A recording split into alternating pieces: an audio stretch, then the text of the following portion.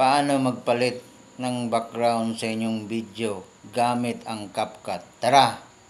Simula na tayo.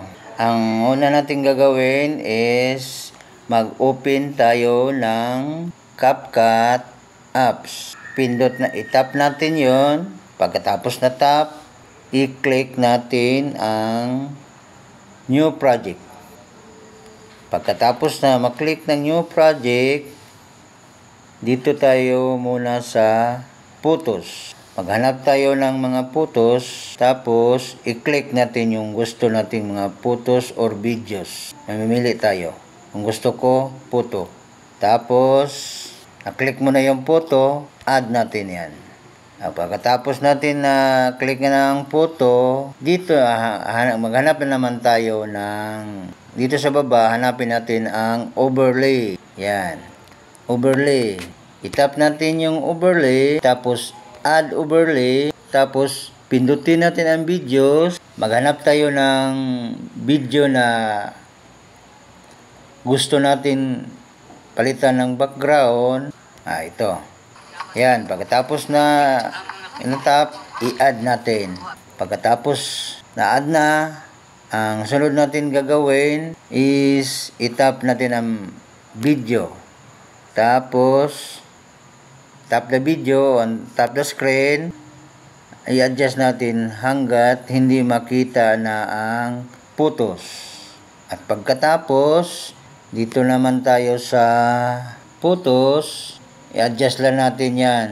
I-tap natin, tapos hilain natin hanggang magkapantay yung photos at videos. At pagkatapos, i-tap ulit natin yung video. At pagkatapos i-tap ang video, hanapin natin yung cutout. Pagkatapos, nahanap na yung cutout. Yan, yung cutout. I-click natin yung cutout. Pagkatapos maklik ng cutout, nakalagay auto removal. I-tap natin yung auto removal at pagkatapos i-tap din natin ang check. So, ganyan. Tingnan mo. Nawala na yung background. Ang background ng video natin napalitan na ng ibang background. So, i-try natin. Yan. Ganyan lang kadali. Tingnan mo. Ganyan lang kadali. So, pagkatapos, hanapin natin ang ratio. I-tap natin ang ratio. Ayan. Hanapin natin ang ratio. Tapos, i-tap natin ang aspect ratio. Yan. Yung aspect ratio pala, pag napindot natin, mamimili na tayo dito. Direct na tayo kasi mahaba na yung video. Direct na tayo sa 9:16. Yung may logo ng TikTok at saka Facebook, magkapareho lang yan. So after na-tap natin yung 9:16, i-tap natin din yung check. At pagkatapos, na-tap na natin yung check, dito sa taas, i-tap natin ang resolution. Yan ang resolution. Yan.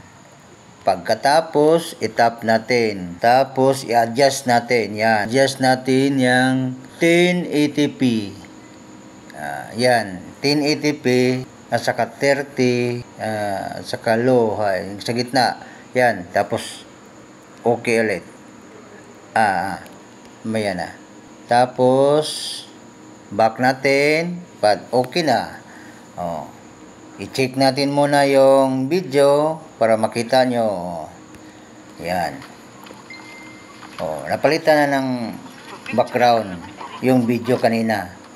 Ganyan lang kadali kung paano magpalit ng background ng video. So, okay na yan. Pag gusto mo nang i-save yung video na yan, mapunta na yan sa gallery natin. So, i-save na natin. Pindutin lang natin yung export. Yan. After napindot na ng export, save to device. So, ganyan lang kadali kung paano magpalit ng background sa video.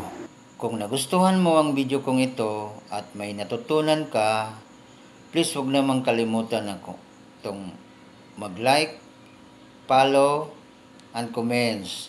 But okay lang sa inyo, please pakishare lang naman sa mga kaibigan nyo para dami ding matuto kung paano gagawin yung magpalit ng background sa kanilang video. Disclaimer lang, I'm not a perfect professional director or photographer. Thank you for watching until the end. Remember, the world is so beautiful. Look like a bull. They're turning every now and then. Once again, thank you and God bless you always. Bye-bye. See you next video.